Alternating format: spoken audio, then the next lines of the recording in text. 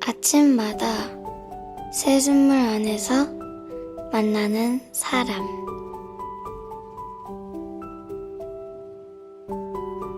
두 손을 새순물에 담그면 그 사람은 달아난다. 나는 여기 남아있는데 그는 달아나 새순물 밖으로 사라진다. 엄마, 이걸 봐요. 그 사람이 없어졌어요. 그럼 한참을 기다려라. 내 마음이 맑아지면 다시 돌아올 테다. 그 사람이.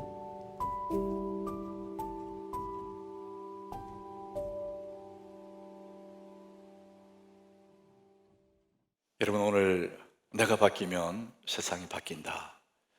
이건 엄연한 진리이고 성경의 가치관입니다. 그래서 이것이 분명하고 단순하지만 사람들은 그걸 받아들이지 못해요. 그래서 일생 동안 그 누군가를 바꾸려고 애를 쓰는 거예요. 어떤 글귀에 이제 제가 몇 번 소개한 글귀인데 이렇게 썼습니다. 20살에는 세상을 바꾸겠다면서 돌을 들었다. 30살에는 아내를 바꾸겠다고 눈꼬리를 지켜 세웠다.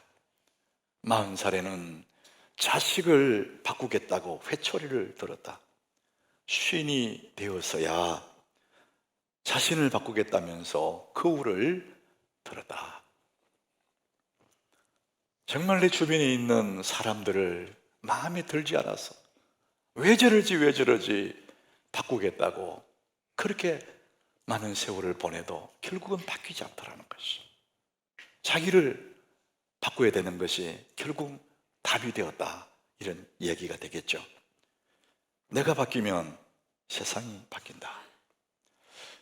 아주대학의 이민규 교수가 실행이 답이다, 그 책 32페이지에 3번을 이혼한, 그래서 삶의 의욕을 잃어버린 한 여인의 고백을 실어놨더라고요.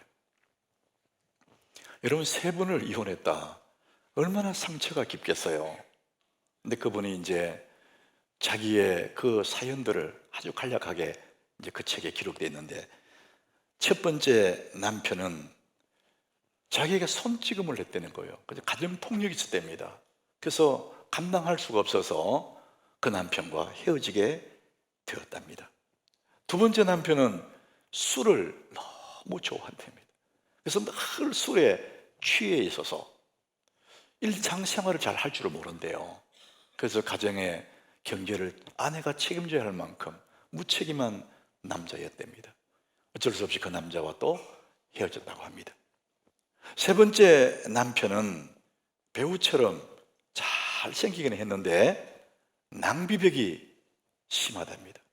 그래서 신용 불량자가 되었고, 아내가 그대로 좀 모아놓은 그 돈마저도 남편이 다 써버렸답니다. 그래서 결국은 이제 세 번째 남편과도 헤어지게 되었습니다. 그리고 글 말미 이렇게 썼습니다. 세상에 믿을 놈 아무도 없네요. 아마 여러분의 고백 갔을 수도 있습니다. 이 여인의 불행이 어디에 있냐? 이 여인의 입장에서는 남자들에게 있다. 내 인생이 이렇게 불행한 것은 그 원인은 저 사람들에게 있다, 이렇게 생각하면서 너무나 억울하고 상처받았다고 생각하는 거예요. 겉으로 보기는 맞습니다. 손찌검을 한 남편 나쁘죠. 술을 먹는 그 남자, 낭비벽이 심한 남자, 나쁜 건 맞아요. 겉으로 보기는 그래요. 그런데 이 남자들의 공통된 특징이 뭐냐? 다 외모가 멀쩡하답니다. 이 아내가 남편을 고르는 그 기준점이 뭐냐? 자기의 이상형 남편 기준점, 잘생긴 남자라는 거예요. 어쨌든 껍데기 멀쩡한 사람, 실속은 없어도 껍데기 멀쩡한 사람을 선택했다는 거예요. 그렇게 고통을 겪고서도 또 다음 남자를 선택할, 또 그런 사람 선택한다는 것이죠. 여러분, 우리는 상상해 볼 수 있습니다. 이 여인이 만약에 4번째, 5번째 남편을 만난다면 여전히 그런 사람을 고르게 될 거예요. 그러면 그런 고통은 계속될 겁니다. 이 여인의 남편을 고르는 그 기준점이 바뀌지 않는 한은 계속해서 그런 어려움들이 계속될 겁니다. 결국은 이 여인의 불행한 그 불행의 원인이 어디에 있느냐? 자신에게 있는 거죠. 남자를 고르는 그 관점, 거기에 문제가 있단 말이죠. 여러분, 여러분의 행복을 가로막는 것은 뭡니까? 여러분을 힘들게 만들고 불행하게 만드는 여러분의 앞에 가로막는 그것이 무엇입니까? 여러분들은 드러내놓고 말은 안 해도 속으로 여러분 그렇게 생각했을 수도 있을 거예요. 내가 불행한 것은, 내가 행복하지 못한 것은 저 남자 때문이다. 남편들은 저 아내 때문에 내가 날개가 꺾인 거야. 이렇게 생각할지도 몰라요. 그렇다면 여러분들, 내 불행한 원인이 그 사람에게 있다면 나는 늘 피해자입니다. 여러분, 평생 피해자로 살아가게 될 거예요. 그 누군가를 원망하고 그 누군가를 미워하면서 피해자 코스프레를 하면서 인생을 살게 될 것입니다. 여러분, 정말 과연 내가 피해자일까요? 하나님 우리를 그렇게 피해자로 살기를 원하실까요? 정말 내 앞을 가로막는 것은 무엇일까요? 저는 오늘 야곱의 이야기를 가지고 이 문제를 한번 풀어보려고 그래요. 이 야곱은 여러분이 아시는 대로 쌍둥이로 태어났는데 바로 위에 형이 에서입니다. 에서. 그래서 이 야곱은 형이 굉장히 배고파할 때에 팥죽을 끓여가지고, 형, 장자, 형이라는 그 장자의 명분을 내게 팔어 이 팥죽 줄게. 그래서 이 에서는 아무 생각 없이, 그래? 그거 가지고 너 해. 그래서 장자의 명분을 팥죽을 주고 사고 팔았어요. 우리가 볼 때는 우스운 것 같잖아요. 그런데 성경은 굉장히 중요하게 여깁니다.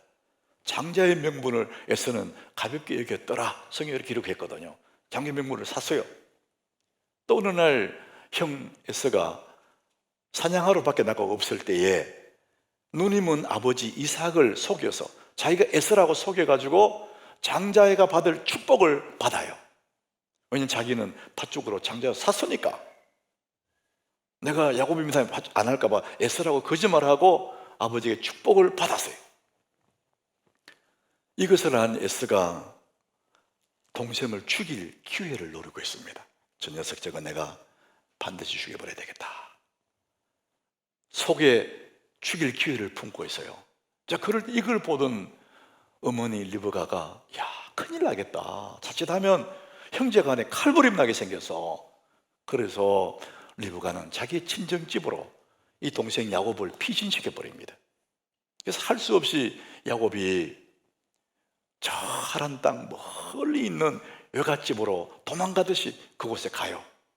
그렇게 하란 땅에서 20년을 살았어요. 20년 지나는 동안에 거기서 결혼도 하고 가정도 이루고 많은 부도 얻었어요.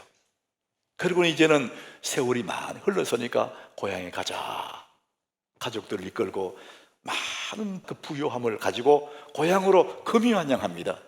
그런데 세월이 20년 흘렀는데도 형에서는 아직도 그때를 기억하면서 내가 야곱을 만나면 반드시 죽인다. 그러면서 군사 400명을 거느리고 앞에서 오고 있는 거예요. 이런 상황을 맞이했습니다. 자, 여러분, 형이 동생을 죽이려고 그래요. 20년 전의 일 가지고 말이죠. 그러면 형이 나쁜 사람이냐? 에서가 나쁜 사람이냐? 야곱 입장에서는 나쁜 사람 맞죠? 그거 가지고 왜 날 죽이려고 그러지? 그러면은 야곱이 나쁜 형을 원망하고 나쁜 형을 미워하면서 살아가야 되잖아요.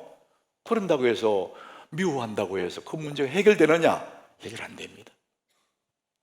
얼마나 많은 사람들이 그 어떤 사람 때문에 내 앞길이 막혔다고 그 사람을 굉장히 미워하고 원망하며 사는 사람들이 너무나 많습니다.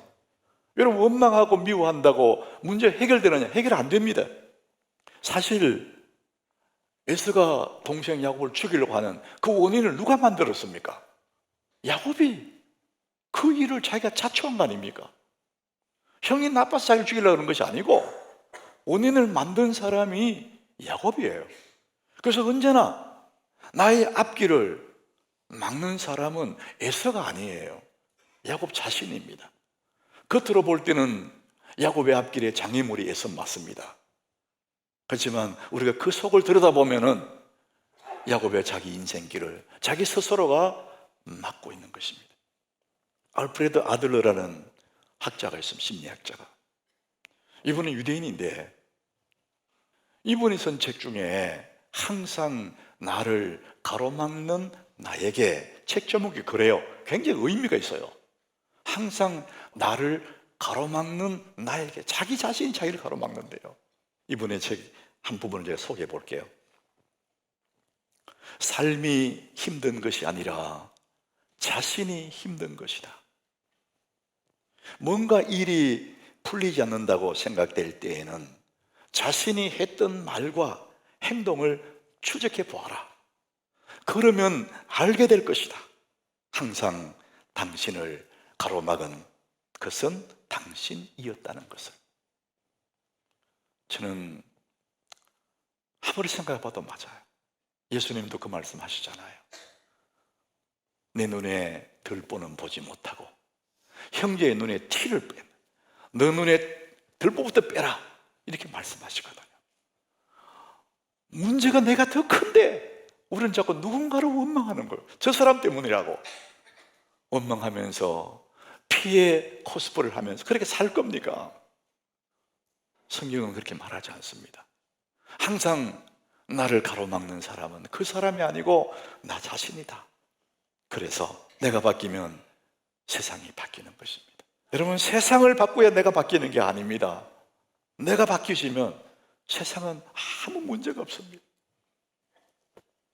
그런데 야곱은 자기 자신을 바꾸기보다도 성공을 해서 이 성공을 가지고 자기는 누리겠다고 그렇게 생각한 사람이에요.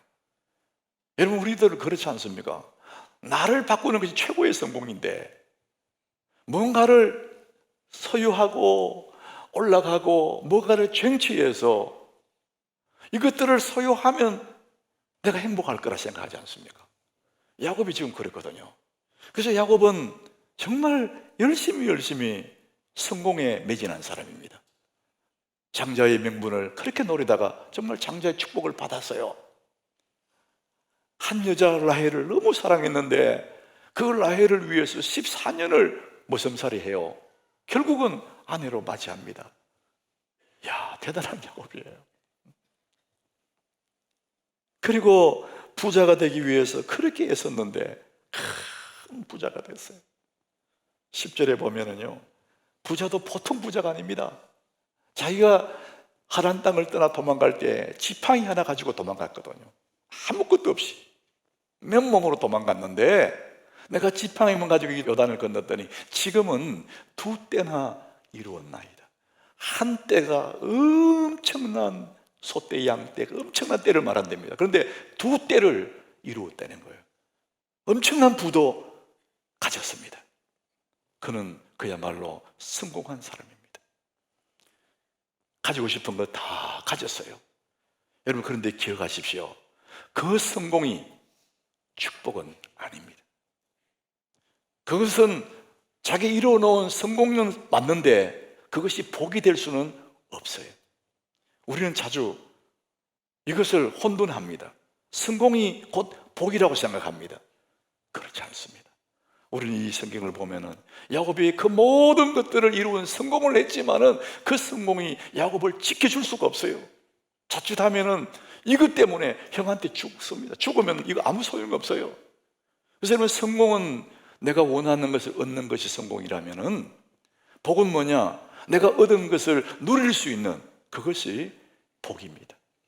여러분, 많든지 적든지, 내가 많이 가졌든지 적게 가졌든지, 내가 가진 그것을 행복해 하면서 그것을 누릴 수 있는 그것이 복입니다. 여러분, 성공은 내가 막 애써서 만들지만은 복은 하나님이 주셔야 되는 줄로 믿습니다. 복은 하나님께로 오는 거예요. 야곱이 아무리 성공을 했지만은 그건 복이 아닙니다. 여러분, 전도서에 보면은 우리가 많은 것을 얻었다 할지라도 내가 누리지, 복 없는 사람은 내가 못 누리고 다른 사람이 누린대요. 이건 너무나 가슴 아픈 얘기 아닙니까? 그래서 성공이 복이 아닙니다. 하나님이 복을 주셔야 그걸 누릴 수가 있고, 하나님이 허락하셔야 우리는 이 성공이 복이 될 수가 있는 것입니다. 하나님이 허락하셔야 되는 것이죠. 자, 그래서 우리의 인생의 승부는 하나님 앞에서 결정이 됩니다. 성공에 결정되는 것이 아니라 내 인생의 승부처는 하나님 앞에서 결정이 됩니다. 야곱의 얘기가 그래요. 어떤 노력도, 어떤 것도 형의 칼날을 피할 수가 없습니다. 아무리 해서도 안 됩니다. 그래서 야곱은 결국은 자기의 성공으로는 이 문제를 해결 안 되니까 결국은 하나님 앞에 서게 돼요. 오늘 본문 24절이에요. 우리 24절을 같이 읽어보겠습니다. 야곱은 홀로 남았더니 어떤 사람이 날이 새도록 야곱과 씨름하다가 야곱은 홀로 남았대요. 어떤 사람 앞에, 이 어떤 사람이 누구냐? 이 뒤쪽에 가보면 하나님의 사자입니다. 하나님이에요. 날이 새도록 그 어떤 사람 붙잡고 하나님을 붙잡고 씨름했다. 얼마나 몸부림을 쳤는지 씨름이라는 표현을 씁니다. 자기 인생의 승부수를 그분에게 붙잡고 늘어지는 겁니다. 그래서 하나님의 사자가 이제 내 가야 돼, 나, 그러니까 절대 안 놓는 거예요. 하도 붙잡고 늘어지니까 하나님의 사자가 야곱의 이 무릎을, 허벅지를 친 거예요. 성경에 보면 쳤다 그랬거든요. 이 환도뼈, 이 무릎뼈가 골절됐다, 위골됐다 그럽니다. 이 뼈가 딱 이렇게 꺾이면은요 얼마나 아프겠어요. 하나님의 사자가 나가라 그러고 딱 친 거예요. 뼈가 딱 끊어지니까 너무 아파서 확 놓지 않겠어요? 근데 야곱은 안 놓는 거예요. 이게 다리가 너무 아프지만 절대 안 붙잡습니다. 그리고 26절에 한번 보십시오. 얼마나 매달리는지. 야곱이 이르되 당신이 내게 축복하지 아니하면 가게 하지 아니하겠나이다. 내 인생의 승부수는 당신에게 달렸는데, 내 인생의 미래가 당신에게 달렸는데 당신이 내게 축복해 주지 않으면 절대 난 못 놓습니다. 하도 매달리고 승부수를 거는 거예요. 저는 이 야곱의 근성이, 하나님을 사모하는 야곱의 근성이 우리 성도들에게 있다면요, 이런 근성을 하나님 붙잡으면 못할 일이 없다고 생각하는 사람이에요. 하나님, 우리 인생의 승부수는 하나님 앞에 결정이 되는 것입니다. 여러분, 그 어떤 문제도 하나님 앞에 승부를 걸면 여러분 반드시 하나님이 은혜를 주실 줄로 믿습니다. 야곱은 지금 그 일을 하고 있는 것입니다. 결국은 그래서 야곱에게 하나님의 사자가 축복하시죠. 야곱은 지금까지 아버지에게 복을 구했잖아요. 아버지, 내게 축복해 주십시오 그랬거든요. 근데 이제 하나님께 복을 구하지 않습니까? 그러다가 붙잡고 매달리다가 결국 축복을 받아요. 그러니까 자기 자신이, 인생이 변화되는 것이죠. 여러분, 지금까지는 이 사람이 자기가 복을 만드는 줄 알고 열심히 일을 하고 아내를 얻고 막 축복을 얻고 만들고 했는데 이것이 복이 아니라는 것을 알게 돼요. 결국은 하나님 내게 복을 줘야 이것들 다 복이 된다는 것을 알고 끝까지 매달리는, 결국 그래서 29절에 보면은 이 하나님의 사자가요 말합니다. 야곱에게 축복했다. 거기서 야곱에게 축복한지라. 하도 매달리니까 결국은 축복을 받아냅니다. 이 축복이 구체적으로 알 수 있는 내용이 뭐냐? 야곱이 이름이 야곱인데 이름을 바꾸어요. 이스라엘로 바꿉니다. 다른 말로 하면 사람 자체가 바뀌는 것이죠. 문제 때문에 막 기도했는데 그보다 더 좋은 걸 뭘 받았느냐? 내 자신이 바뀌는 영광을 누리게 된 겁니다. 거기서 야곱에게 축복했다 이렇게 말합니다. 사랑하는 여러분, 우리가 문제 때문에 기도하면 그 문제도 하나님이 해결해 주시겠지만 그보다 더 중요한 것은 내가 바뀐다는 사실, 여러분 믿으시길 바랍니다. 내가 바뀌는 것이 더 큰 기적이에요.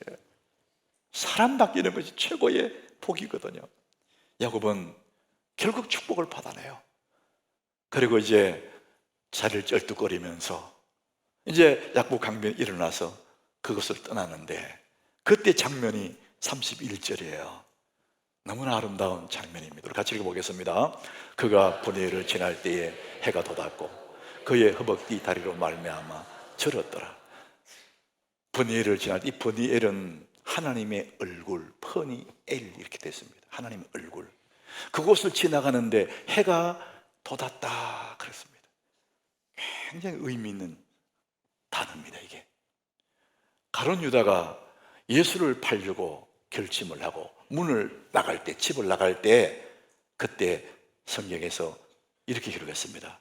그가 밖을 나갈 때에 밤이었더라. 캄캄한 밤이었습니다. 그것은 유다의 앞날을 예고하는 겁니다. 그의 인생길이 깜깜하다, 희망이 없다는 거예요. 그런데 오늘 야곱은 지금 하나님께 축복을 받고 분이엘을 지나가는데 아침 해가 떠올랐어요. 그 얘기는 뭐냐? 야곱의 앞날을 예고하는 겁니다. 빛나는 날이 시작된다. 새로운 멋진 날이 시작된다. 소망의 사인이고 희망의 사인입니다. 사랑하는 여러분, 여러분이 만나는 매일 아침이 야곱의 분이엘의 아침이 되시기를 축복합니다. 하나님 앞에 축복을 받고 나서는 그 아침은 다른 아침과 다른 날이 되는 것입니다. 아침 해가 돋았다. 여러분 앞에 이 아침 해가 떠오르면 너무 좋겠어요. 저는 이렇게 상상을 잘 해보거든요. 야곱이 분이엘을 지났는데 아침 햇살이 쫙 그 얼굴에 비쳐요. 빛나는 아침 햇살이 야곱의 얼굴에 비칠 때 야곱의 얼굴이 신비롭고 너무나 희열이 벅차오르고 만족하는 얼굴일 거다. 저는 그렇게 생각이 들더라고요. 저는 너무 잘 이해가 되는 거예요. 저 또한 하나님 앞에 기도할 때 저 산에서 찬이슬을 맞고 온 밤을 새워 기도하고 밤이 다 지나고 아침에 해가 떠오를 때에 그때 그 감격, 희열, 표현할 수 없는 만족, 기쁨, 행복, 세상에 어떤 것 비교할 수 없는 그 만족이 그때 일어나는 거거든요. 지금 야곱이 그런 심정으로 분이엘을 지나가는데 아침 해가 돋았다, 이런 얘기를 하고 있습니다. 사랑하는 여러분, 야곱은 정말 야곱 강변에서 하나님 앞에 복을 받았어요. 축복을 받았어요. 하나님 앞에 성부수를 걸고 그 성부수를 하나님 앞에 걸었더니 하나님 그를 축복하셨어요. 그리고 이제 일어서 분이엘을 지나가 아침 해가 돋았습니다. 그런데 아직도 문제가 앞에 있지 않습니까? 형이 400명 거느리고 죽이러 오고 있지 않습니까? 그게 어떻게 됐을까? 33장 4절에 가보면은 그 얘기가 기록되어 있어요. 한 번도 형 앞에 가서 말한 적이 없는데 하나님 앞에 씨름했는데 하나님이 먼저 가서 그 문제를 해결해 놓았어요. 우리 같이 읽어보겠습니다. 에서가 달려와서 그를 맞이하여 안고 목을 넣고 맞추어 그와 입 맞추고 서로 오니라. 에서가 동생을 보고 막 달려와서 너무 반갑게 달려 목을 딱 끌어안고 입을 맞추고 눈물을 흘렸다는 거예요. 내 동생 야곱아, 객지에서 얼마나 고생 많이 했어. 이제 돌아왔구나 내 동생 야곱아. 그랬다는 거예요. 어제까지만 해도 죽이려고 했는데 어떻게 이렇게 됐을까? 사랑하는 여러분, 내가 바뀌면 세상이 바뀌는 줄로 믿습니다. 야곱이 자기를 바뀌어지니까 하나님이 그 사람을 바꿔놓는 거예요. 여러분, 우리가 인생길을 걸어가면서 얼마나 많은 문제들을 만납니까? 말할 수 없는 염려거리도 있을 거예요. 여러분, 그럴 때마다 그 문제 때문에 걱정하지 말고 근심하지 말고 여러분 하나님 앞에 서시길 바랍니다. 하나님께 승부수를 거십시오. 그럼 반드시 그 문제가 해결될 줄로 믿습니다. 여러분 그 문제뿐만 아니라 내가 변화가 될 것입니다. 문제 때문에 기도했는데 내가 바뀌어버리는 거예요. 이게 더 큰 하나님의 은혜가 되는 것이죠. 우리에게는 어떤 일이 있어도 기도라는 위대한 해결책이 있습니다. 우리는 어떤 문제 만나도 기도라는 위대한 방법이 있는 것입니다. 하나님은 우리 아버지고 나는 그의 사랑받는 아들 딸이지 않습니까? 우리 하나님은 전능자십니다. 천지를 만드신 창조주예요. 그 하나님 말 한마디에 세상에 안 될 일이 뭐가 있습니까? 나는 그의 사랑받는 아들이고 사랑하는 딸이잖아요. 그분 붙잡고 내게 축복해 주지 않으면 가게 하지 않겠다. 하늘 아버지가 왜 우리 기도를 응답하지 않겠습니까? 사랑하는 여러분, 기도하시길 바랍니다. 하나님 앞에 머무쳐서야 됩니다. 하나님 앞에 머물러야 됩니다. 하나님 앞에 승부수를 던져서야 됩니다. 하나님 반드시 우리 기도에 응답하실 겁니다. 제가 몇 주 전에 감기가 들어가지고 이 예배인들을 겨우겨우 했던 여러분 아마 기억나실 거예요. 여러분 감기라는 것은 누구나 걸릴 수 있는 것입니다. 그렇지만 그 감기를 가볍게 여겨서는 안 된다 이렇게 말을 해요. 왜 그러냐면은 감기 걸렸다 그 말은 내 몸의 면역력이 떨어졌다 그런 의미가 되거든요. 그것들을 가볍게 여기고 무시하면은 감기를 통해서 온갖 병들이 내게 들어온다는 겁니다. 그래서 여러분 감기는 누구나 걸릴 수 있지만은 가볍게 여기면 안 된다 얘기를 해요. 그처럼 여러분 영혼에 감기가 있다고 합니다. 그게 바로 기도하지 않는 사람, 그게 영혼의 감기가 된 겁니다. 영적인 면역력이 떨어진 거예요. 그런데 그것을 가볍게 여기게 되면 어떻게 되느냐? 결국 내 삶이 무너지게 되어 있습니다. 사랑하는 여러분, 하나님 앞에 기도로 하나님 앞에 서시기를 바랍니다. 여러분 기도해야 우리 영혼의 감기에서 이겨날 수가 있는 것입니다. 인생의 승부처는 하나님 앞에서 결정이 되는 것입니다. 건강한 인생 필수품은 기도입니다. 건강한 인생 필수품은 기도. 이것이 우리를 건강한 인생으로 만들어 가게 될 것입니다. 야곱은 약복 강변의 하룻밤에 천사를 붙들고 씨름해서 축복을 받았습니다. 그러나 여러분, 우리의 삶의 이 변화는 하루 만에 변할 수도 있겠지만 긴 여정이에요. 평생의 과정입니다. 야곱의 일생을 보면 그래요. 그날 이후로 야곱도 조금씩 변화되고 점점 하나님께 가까이 나가는 모습을 우리가 보게 돼요. 창세기 47장 9절에 세월이 많이 흐른 다음에 야곱이 애굽의 바로왕 앞에 섰어요. 그리고는 자기 살아온 날들을 이야기합니다.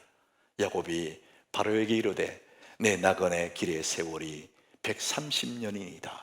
자기가 나이가 지금 130살이라는 거예요. 그 당시는 다 오래 살았기 때문에. 근데 130살 때 애굽의 바로 앞에 섰는데 약복 강에서 기도할 그때가 언제냐면은 91세쯤 됐대. 90세, 91세. 추적해 보면은. 그래서 40년의 세월이 흘렀어요. 그 세월 동안 야곱은 조금씩 변해서 여기까지 온 겁니다. 그러면서 이렇게 고백합니다.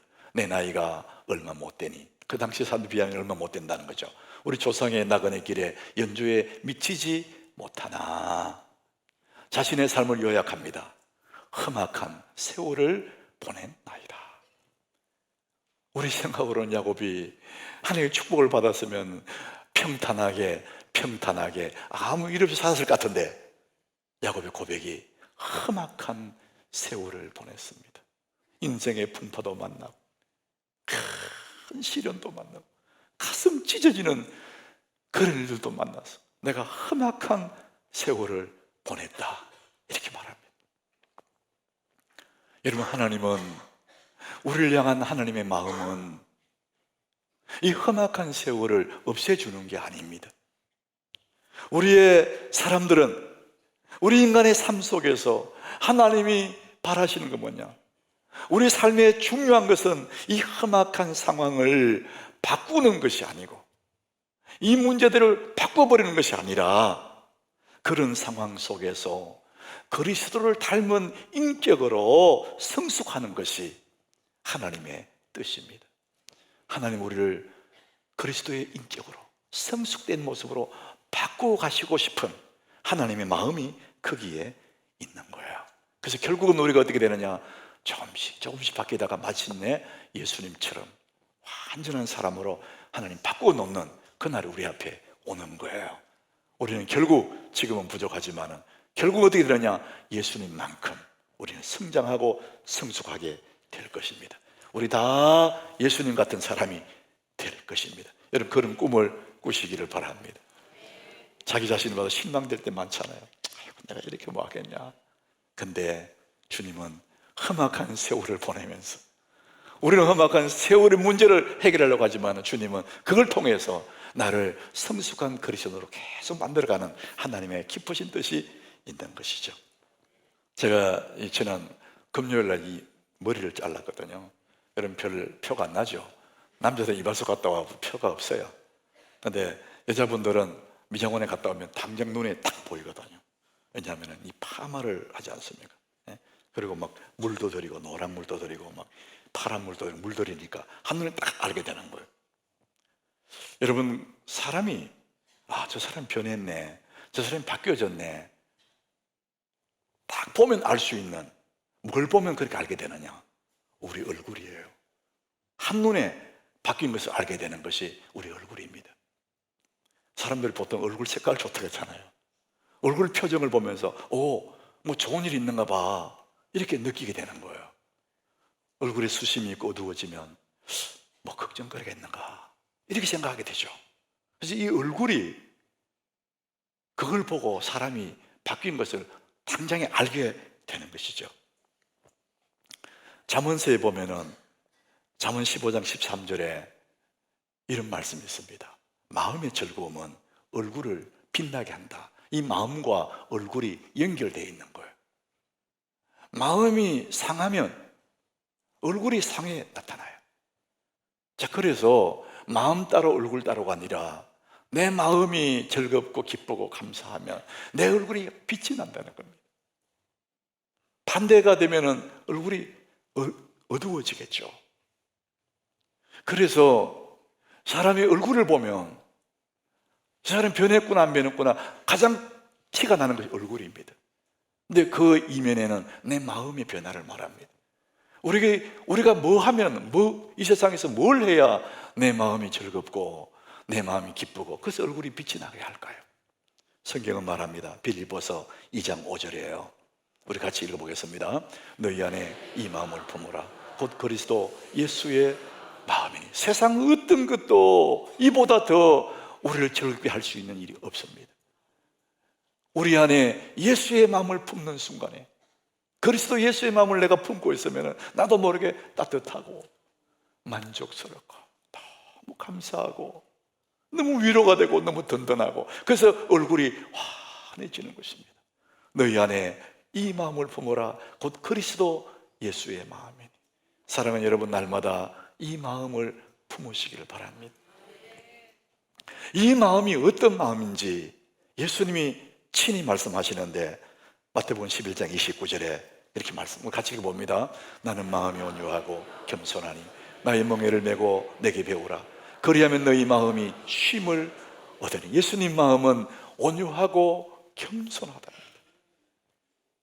너무나 따뜻하고 너무 가까이 가고 싶고 나는 마음이 온유하고 겸손하다. 이 마음을 네가 품으면은 염려, 걱정, 근심 다 가슴이 요동치는 그 잠잠해지고 내 마음, 겸손한 이 마음을 네가 품으면 어떻게 되느냐? 네 마음이 쉼을 얻는데요. 진짜 만족을 얻는다. 네 마음을 쉼을 얻는다. 어떻게 합니까? 나는 마음이 온유하고 겸손하니 나의 멍에를 메고 내게 배우라 그랬어요. 여러분, 배운다는 것은 평생 과정입니다. 여러분, 학습의 원리는 반복의 원리지 않습니까? 예수님의 그 마음을 마음에 품고 예수님 닮아가는 것은 평생의 과정입니다. 그래서 우리가 날마다 온유와 겸손 예수의 마음을 품는 연습을 하고 예수님을 닮아가는 연습을 우리 해야 주님을 닮아가게 되거든요. 여러분, 저는 제가 젊을 때 목사가 되겠다고 나섰을 때 제가 생각해도 저는 목사가 되면 안 되겠더라고요. 거울을 보며 목회자의 얼굴이, 목사의 얼굴이 평안하고 부드럽고 따뜻하고 그래야 되는데 아주 날카로운 거예요. 제가 젊을 때 내가 봐도 이 목사의 얼굴이 아니에요. 그때는 머리도 길어가 장발이에요.